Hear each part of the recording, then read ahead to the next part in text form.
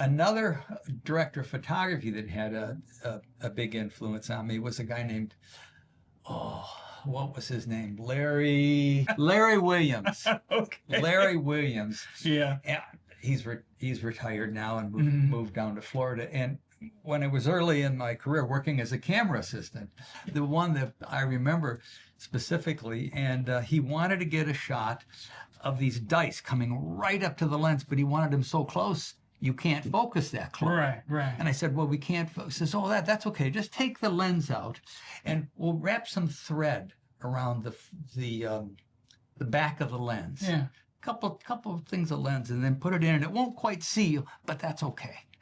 And I go, what? And I said, we put it back in there, and it the bayonet lenses, you would push it, would clip in. Yeah. So this was not properly seated. Right. It was just a couple of thread widths short of that.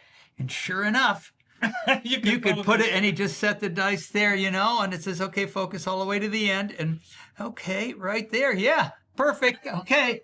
So we're not, he was bypassing the correct mounting of the lens even because, and later I found he says they actually make shims you can use and just put over the back with the right opening for the back of those lenses for 660 millimeter to be able to cheat the focus out of focus. Nothing else would work. None of the numbers on the lens work, but that shot he could get. And he was just very calm about it. Take your time and we'll work it out. One of the directors that I worked with, I started out doing mostly film. And now we started, there seemed to be a lot of work in the auto industry.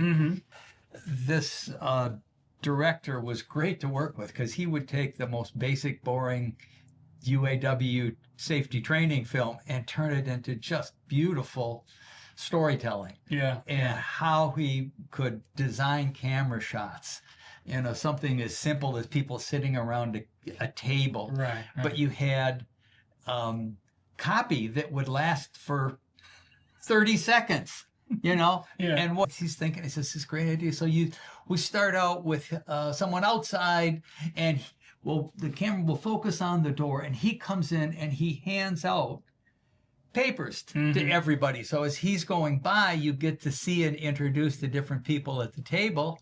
And then so we're there, and we come down and go into close-ups of the people, follow up the paper around over. He goes to a whiteboard, starts to talk, and we've covered the time from all of that, as opposed to just a static shot of the static wide shot with talk,